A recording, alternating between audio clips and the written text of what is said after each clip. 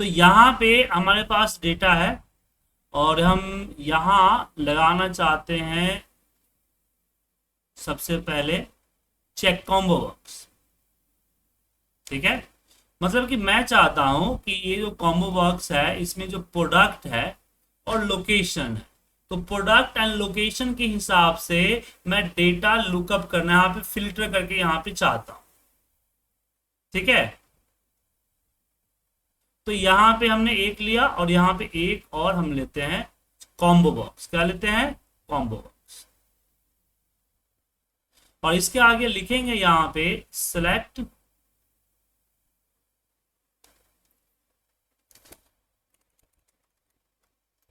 Product, और इसके आगे हम लिख रहे हैं, सॉरी लेबल चाहिए था, इसके आगे लग रहे हैं लिख रहे हैं लोकेशन। ठीक है, और यहां से लिस्ट बॉक्स हम लेते हैं और लिस्ट बॉक्स को यहां नीचे की तरफ ड्रैग कर देते हैं, यहां इतना। तो सबसे पहले जैसे मैं इसको रन करूंगा तो ये प्रोडक्ट लिस्ट यहाँ आना चाहिए, और प्रोडक्ट लिस्ट में यहाँ आप देख पा रहे हैं कि बहुत सारे ये है, क्या बोलते हैं, प्रोडक्ट है, इसका यूनिक आना चाहिए। तो यूनिक लिस्ट कैसे निकालेंगे? तो इन स्लाइड्स पे हम जाते हैं,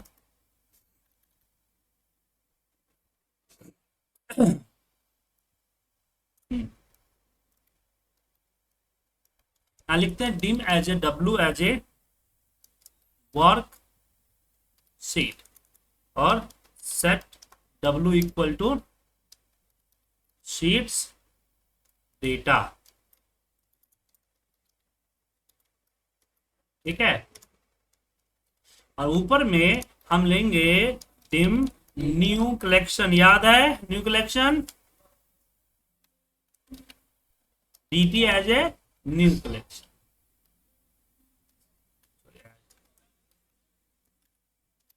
ठीक है, अब यहां पे लूप चलाएंगे कि फोर आई इक्वल टू चले टू टू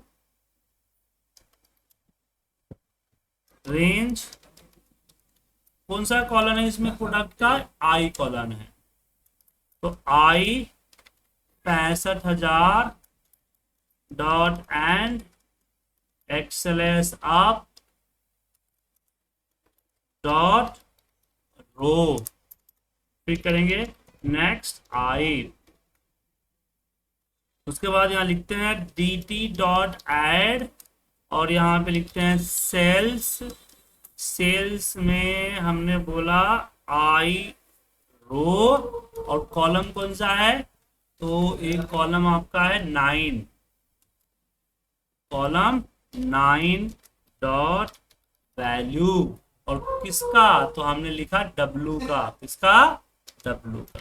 और इसी को कॉपी कीजिए और कॉमा CSTR के अंदर कीवर्ड में हम एक चेंज कर देते हैं, कर दिया। हालांकि जरूरत नहीं, डायरेक्टली CSTR की जरूरत नहीं, लेकिन हाँ एक लिख देते सही रहता है।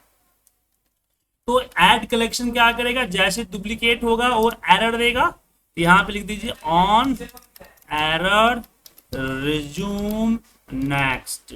अब जितने भी डेटा है कहाँ चला गया? DT पे चला गया। अब यहाँ लिखेंगे कि फोर इच आइटम इन DT, और यहाँ पे नेक्स्ट आई। ठीक है, और यहाँ लिखेंगे मी डॉट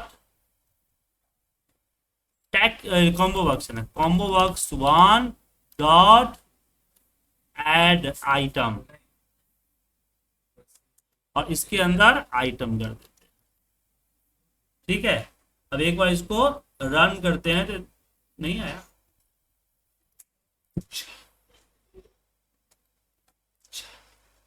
ये क्या है? User for money combo box money initialise पे नहीं है सर, वहां पे जो अच्छा user क्लिक, form अच्छा क्लिक पे हाँ। डाल दिया हमने, इनिशियलाइज पे डाल। कभी कभी हम भी गलती कर देते हैं सर। आई,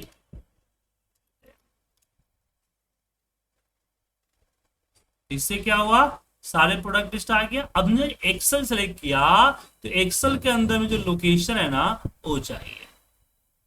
ठीक है, तो उसके लिए ये जो कोड हमने किया था डीटी वाला, वही हम यूज करेंगे।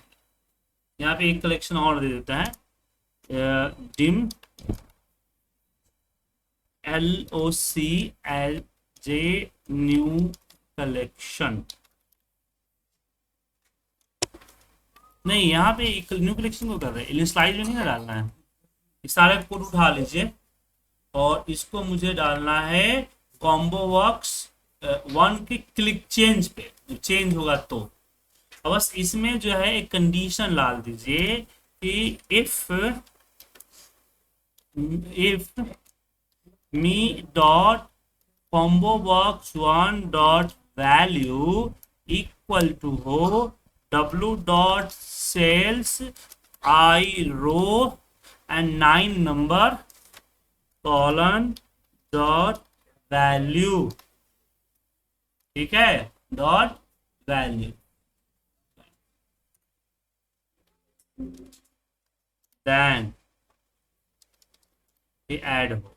और इस बार 9 नंबर ऐड नहीं करना है, हमें करना है 15 नंबर। तो यहाँ पे हमें 15 और यहाँ पे 15। ठीक है, तो हमने क्या बोल दिया कि कॉम्बो बॉक्स की वैल्यू अगर बराबर है 9 नंबर, अगर 9 के, और यहाँ पे 15 करना है, तो लोकेशन ऐड हो। तो जैसे इसको हम रन करते हैं, देखिए एक्सेल विदाउट, अच्छा एंड इफ करना भूल गया मैंने।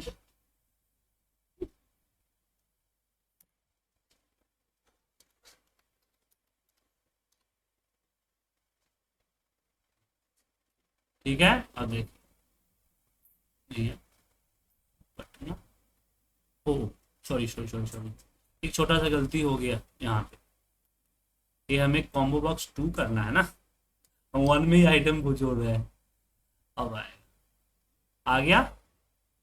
ठीक है, अब मैं इसको चेंज करूं तो पूरा डेटा यहाँ, ठीक है, पूरा डेटा। इस पे आता हूं, अब इसमें मैं एरे यूज करूंगा। मैं लिखता हूं कि dim dt as a dt और ब्रैकेट ओपन क्लोज। एज लिखने की जरूरत नहीं है क्योंकि मल्टीपल डेटा हम डाल रहे हैं ना, इसलिए। अब यहाँ पे हम सबसे पहले रो निकालेंगे कि जो हमारा डेटा है उसके अकॉर्डिंग टोटल नंबर ऑफ रो कितना है। कॉलम तो पता है हमें, तो हमें क्या करना है, रो निकालना है। तो r इक्वल टू हम यहाँ लगाएंगे application dot worksheet function dot देंगे काउंट इफ्स। तो काउंट करके बता देगा कि टोटल डेटा है कितना। क्या सर, समझे कि नहीं?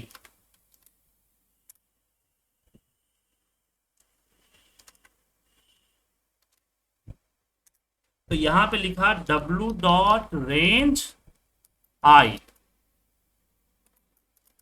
आई बाई आई कॉलम में जाके जाओ और क्या ढूंढो, तो ढूंढो मी डॉट कॉम्बो बॉक्स 1 की वैल्यू, 1 डॉट। फिर इसमें दूसरा आता है w डॉट रेंज, और लास्ट क्या है हमारा, ओ है, रेंज ओ वाले में जाओ, ओ बाई ओ में, और क्या ढूंढो, तो ढूंढो मी क्या ढूंढना है मी डॉट कॉम्बो बॉक्स 2 की वैल्यू। तो जितना काउंट होगा काउंट इफ्स मुझे दे देगा। क्या सर? और उसके बाद फिर हम करेंगे यहाँ पे रीडिम, और यहाँ पे देंगे dt, और इसके अंदर क्या डालेंगे, 1 to r, और कॉलम क्या है हमारा, कॉलम कितना है 15 है, तो यहाँ पे 1 to 15। अब यहाँ पे लिखा लगाएंगे 4C इक्वल टू चले 1 to 15 और dt के अंदर पहले नंबर रो और C नंबर कॉलम पे equal to W dot cells, यहाँ पे एक number row and C number column की वैल्यू लोड करो। ठीक है, लेकिन उससे पहले यहां मुझे लिखना है me dot list box 1 dot column count equal to 15। Total 15 column है, तो यहाँ पे नेक्स्ट सी पे। तो ये क्या किया मैंने, एक नंबर रो मतलब कि सारा हेडिंग उठाया। अब हेडिंग उठा के मैं करूंगा me dot list box 1 dot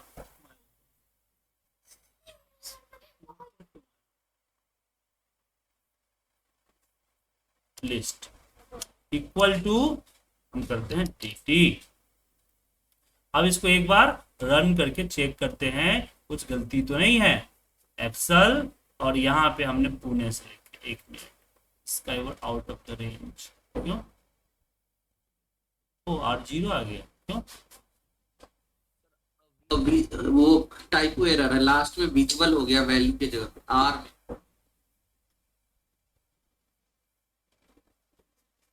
count tips आ गया मी वैल्यू और रेंज। आओ सर पहले बताना चाहिए था ना।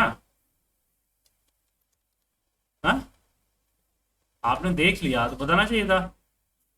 चंदन जी आप भी मजे लेते हैं।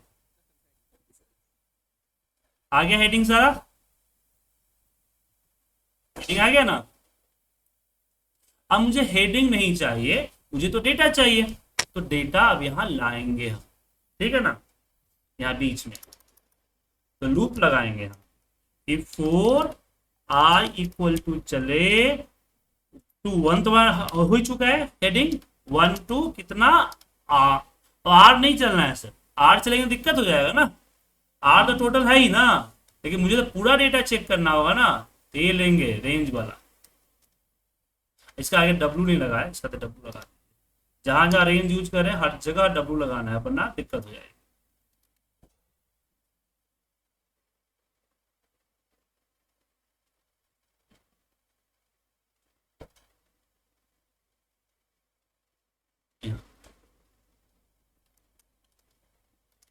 ठीक है, और नेक्स्ट आई, फिर यहाँ पे हम लिखेंगे 4, यहाँ पे पहले कंडीशन देंगे ना कि if W dot cells, cells में I number row and column क्या है हमारा, तो कॉलम था 9 और 15 है ना, तो 9 नंबर कॉलम की वैल्यू जो है वो इक्वल टू आनी चाहिए me dot combo box 1 dot value.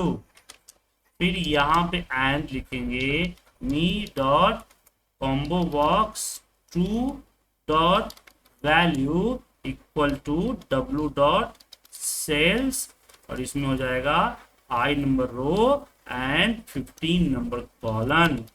Then ये आएगा dt वाला पार्ट, यहाँ पे लगेगा लूप 4 C इक्वल टू चले 1 to 50। आप लोग C 2 बार C ले लिया, कोई बात नहीं, ऊपर C का काम खत्म है। इसलिए लूप के अंदर जो लूप चल रहा है उसमें 2 बार, एक को 2 बार यूज नहीं करना है। अब ये यहाँ पे कर देंगे I, नहीं एक मिनट, इसको यहाँ पे तो होगा RC equal to RC plus 1, और ऊपर जो है यहाँ RC इक्वल टू 1 कर दीजिए, ठीक है ना। और यहाँ पे RC, आई नहीं ले सकते ना सर, आई तो ब्रेक होगा ना, यहाँ पे आरसी आएगा, आरसी, और यहाँ भी आरसी आएगा, और फिर यहाँ पे ऐड। समझे सर? समझे कि नहीं सर? तो दिक्कत इसमें, अब देखते हैं रन करके।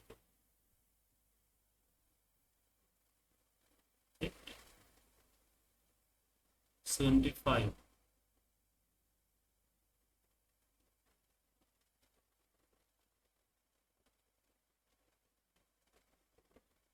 और कितना है? ओ, ओ, तो यहाँ पे रिडीम कहाँ किया है, इसमें +1 कर दीजिए, एक ज्यादा कर दीजिए, क्योंकि हेडिंग को काउंट नहीं करता है ना आपका वो क्या बोलते हैं, काउंट इफ्स, इसलिए दिक्कत है। आ गया डेटा सर? आ गया ना?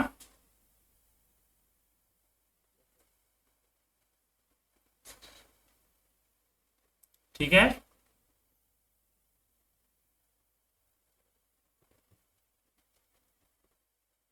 चंदन जी, प्रशांत जी, यस सर, हाँ जी, हाँ।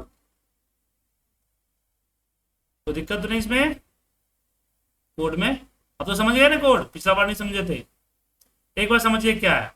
हमने सबसे पहले लगाया कि जितने भी यूनिक नंबर है, यूनिक जो प्रोडक्ट है, वो प्रोडक्ट कॉम्बो बॉक्स 1 में आ जाए। अब यूनिक निकालना है, इसलिए हमने न्यू कलेक्शन निकाला। न्यू कलेक्शन डुप्लीकेट सिंटी एक्सेप्ट होने पे एरर देता है, इसलिए हमने ऑन एरर रिज्यूम नेक्स्ट किया, ताकि वो ऐड होने वाले जो प्रक्रिया है वो स्किप हो जाए। मतलब डीटी पे उतना ही ऐड होगा जितना हमारा यूनिक नंबर है। फिर उसको हमने कॉम्बो बॉक्स 1 में सारे आइटम को ऐड करा दिया। फिर हमने वापस चला कि जब कॉम्बो बॉक्स 1 की वैल्यू चेंज होगी तो हमने सेम प्रोसीजर अपनाया, बस इसमें कंडीशन लगा दिया कि कॉम्बो बॉक्स 1 की वैल्यू अगर मैच करे तभी ऐड करे। तो ये हो गया डिपेंडेंट लिस्ट बॉक्स। क्या हो गया? डिपेंडेंट कॉम्बो बॉक्स हो गया कि एक हमने प्रोडक्ट एक्सेल सेलेक्ट किया तो दूसरे में लोकेशन एक्सेल से रिलेटेड ही आएगा। जैसे कि आपने अगर स्टेट सेलेक्ट किया तो उसी स्टेट की सिटी आएंगे, ना कि ओवरऑल सिटी आएंगे। ठीक है। उसके बाद फिर हमने बोला कॉम्बो बॉक्स 2 को चेंज करते समय हमने बोला कि सारी वैल्यू जो है आ जाए। तो सबसे पहले हमने क्या किया, एरे लिया। ठीक है। उसके बाद हमने देखा कि टोटल रो कितना, कि कॉलम तो पता है हमें 15 है, हमने रो निकाल लिया। फिर हमने रीडीम किया। क्यों? क्योंकि यहाँ पे डायरेक्ट आर नहीं डाल सकते, हम डायरेक्ट वैल्यू नहीं डाल सकते। हमने यहाँ पे ब्लैंक एरे लिया, फिर रीडीम करके हमने एरे की रो एंड कॉलम को लिया। अब हमारा काउंटिंग जो रिजल्ट देगा वो सिर्फ डेटा का रिजल्ट देगा, बट हमने हेडिंग भी ऐड किया, इसलिए हमने यहाँ पे +1 किया आर पे। तो उतने रो एंड कॉलम यहाँ पे बन गए। उसके बाद सारे हेडिंग्स को हमने यहाँ पे ऐड करा दिया। उसके बाद हमने कंडीशंस लगाया कि जो वैल्यू ऐड हो रही है उसकी 9 नंबर कॉलम एंड 15 नंबर कॉलम टेक्स्ट बॉक्स 1 और टेक्स्ट बॉक्स 2 के साथ अगर मैच करता है तभी ऐड करे। ऐसा है तो सारा डीटी पे ऐड करे, और जो भी डेटा डीटी पे ऐड होगा उसको बाद में हम लिस्ट बॉक्स पे लिस्ट के माध्यम से डायरेक्टली लोड कर दें। तो चंदन जी, प्रशांत जी, समझ में आ गया? यस। अब आपको क्या करना है कि जैसे मैं सिलेक्ट करता हूं, जैसे मैंने यहां पे लिया पावर बीआई, मैंने यहां पे लिया कलकत्ता, जैसे इस पे क्लिक किया तो क्लिक करते ही ये पूरा यहाँ पे एडिट मोड में आना चाहिए, मतलब मुझे चेंज करना है। तो सारे टेक्स्ट बॉक्स विजुअल हो जाने चाहिए, और जो हम एंट्री करें वो यहाँ अपडेट कर क्लिक पे क्लिक करें तो अपडेट हो जाना चाहिए। ठीक है।